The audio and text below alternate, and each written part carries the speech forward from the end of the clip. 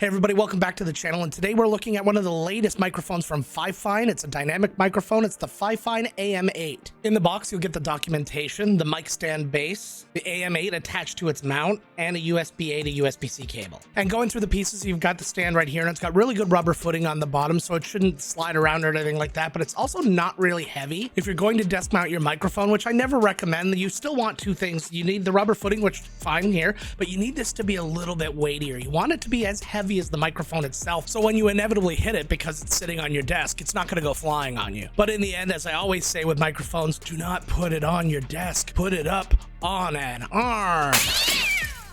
The cable's nice and long, looks to be about a 6-footer. I'm happy with that. And then you have the mic itself. Now, it's very, very light. It's a plastic material. It's not actually a metal body here. And I don't know if that's why they went with a lighter base, because they had the lighter mic and they're trying to come up with some kind of a ratio. I still recommend a heavier base, though. On the front of the mic, from top to bottom, you actually have a capacitive button to control the LED ring along the bottom here. Then you have your mic gain controls and headphone volume controls. If you look at the windsock, too, it's actually really nice looking, and I like that it's form-fitting to the microphone body itself.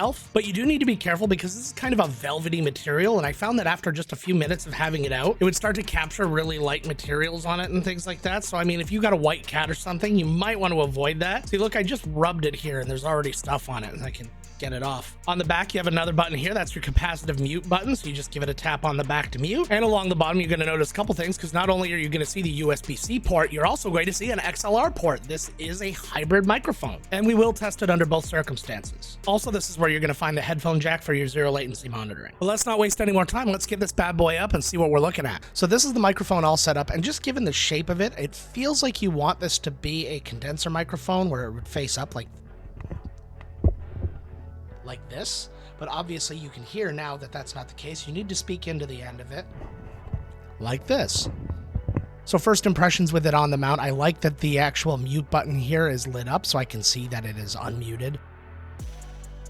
And from what I see on this ring, these are beautiful colors. Now, you're not seeing the same thing, and it's a brightness thing, just the way it's being picked up by the camera. So you're seeing essentially white light, but if I put my hand to it, you can see it's actually the Miscastjoe purple. And if I hit the button, I can scroll through it, so you can see green. There's a spectrum one, which you're seeing more or less, but you're missing out on a few of the colors based on the brightness. And this is the one that breathes through the spectrum. The other thing I really like about the design of this microphone is just the way that it sits, because you can hide away the knobs here. Because if you're in XLR mode, you don't want the knobs to be sticking out anyways, because they're of no use to you. And when you're plugged in via USB-C, this won't be lit up either, meaning this is actually going to be nice and discreet as well. So you're not going to have some mute button sticking out at you. Mounting the microphone was also really nice. It has dual threads, very similar to the Rode Pod mic and things like that, that allow you to hook up to a lot of different arms. But of course, I'm using Elgato's low profile mic arm, when that actually has a 1/4-inch mic thread. Thankfully, I had the right adapters to be able to hook it up. It's not this microphone's fault, though, it's this. Now, what I want to do is hit the Fifine AM8 here with the usual test phrases to hear how it sounds, and I'm going to go back and listen, and then maybe make some changes depending on what it needs. The small pup, not a hole in the sock. The fish twisted and turned on the bent hook. Pressed the pants and sew a button on the vest. The swan dive was far short of perfect. The beauty of the view stunned the young boy.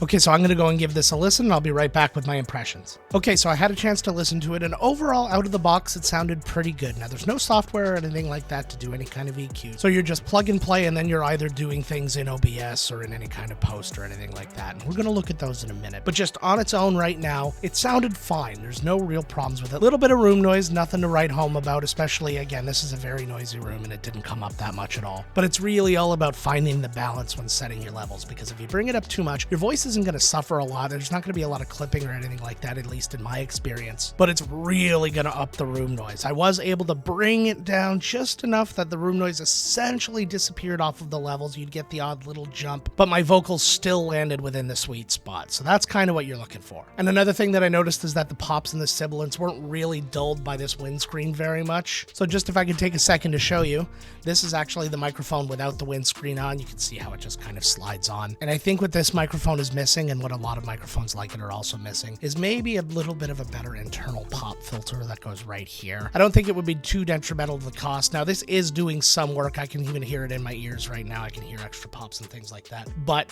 for the most part, it's pretty much aesthetic. And you really need that with a microphone like this, because it comes with the mount already attached, which puts you pretty far away from the actual mic arm. So it's really hard to put your own pop filter somewhere on it and in front of this. I'd have to attach it all the way back here and bring it all the way up in front of me here, and that's not really doable. Now, what it did in terms of actually capturing my vocals, it did pretty much what all the mics do, because this is what my voice sounds like. I wanted to enrich my vocals a little bit, because I always do with microphones, so I wanted to bring the bass up a little bit. I didn't do a whole heck of a lot to it. I think I brought it up about 2 dB. There were really diminishing returns when I brought it kind of above that. It got way too bassy for me. And I did the same thing with the higher frequencies. I brought those up about 3 dB, and I dipped everything in the middle about 2 dB. Again, the California smile. So now let's go and listen to what the processing sound like, both in OBS and in DaVinci Resolve, and then hear what kind of improvements we made. The small pup, not a hole in the sock. The fish twisted and turned on the bent hook. Pressed the pants and sew a button on the vest. The swan dive was far short of perfect. The beauty of the view stunned the young boy. The small pup, not a hole in the sock. The fish twisted and turned on the bent hook. Pressed the pants and sew a button on the vest. The swan dive was far short of perfect. The beauty of the view stunned the young boy. The small pup, not a hole in the sock. The fish twisted and turned on the bent hook. Pressed the pants and sew a button on the vest. The swan dive was far short of perfect. The beauty of the view stunned the young boy.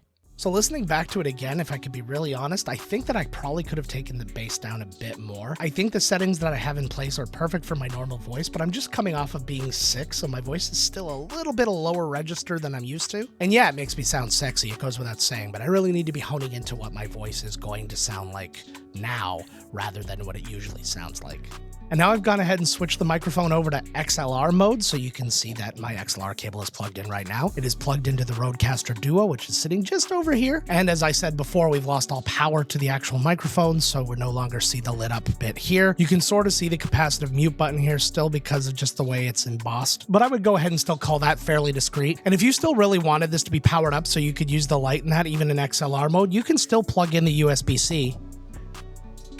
And you still get the RGB and everything else. All you have to do is ensure that you're using the right source. So if you want to use the audio phase from your XLR, you make sure you have that in OBS as your audio source, not the USB mic. And the other thing worth noting is, yeah, we can see the capacitive mute again. Now, if I hit it, it's not going to be doing anything because this has no effect on the XLR feed. Now, let's go ahead and talk price, because this one is absolutely going to blow your mind. It's listed on Fifine's website as $59.99 US, but as of this recording, it is actually up for $49.99 US. This is an under $50 dynamic microphone that does XLR and USB. So let's talk about the pros and cons of this microphone. Obviously, the first pro is the price. Being an under $60 microphone at normal and being around $50 if you're on sale, outstanding. It's a very aesthetically pleasing mic. It actually reminds me a lot of the Logitech Blue Sona, except of course with the potential for the RGB, which is very similar to how I compared the Beacon mic with the Shure SM7B. And if I'm going to get into my cons first, the plosives and the sibilants are a little bit more than I wanted them to be, given the fact that it has a nice foam windsock on this already. They're not show-stopping. You'll probably notice that they're actually a lot better now that I'm looking directly at you rather than looking directly at the microphone. But it's really all about how you are using the microphone, and if it is picking up the sibilants and the plosives, those are really hard things to get rid of well in post. The next one, it's not a really big problem for me because I always mount my mics on an arm, but if you are the kind of person who wants to use this on a stand, there's a couple of issues with it. First, the overall build design, both of the microphone and the stand are very light. So while you have that good rubber footing on the bottom, which will help a little bit, it's not going to be as sturdy as you want it to be on your desk. And the other part is that this is a dynamic microphone, and dynamic microphones are designed to be close to your mouth. For example, the microphone is currently about 4 inches away from my mouth, but if I put it down on a stand, we're actually going to be looking at something like 1.5 to 2 feet away from me, and it's really going to affect the audio quality. It's going to wipe any bass in your voice out completely. It's going to pick up more room noise because you're going to have to up the gain. And frankly, the microphone's going to be closer to your keyboard than it is to your actual face. But because you can control a lot of the cons, you can actually work around them. I've worked around all of them myself in this setup right now. I'd give the mic a solid B+,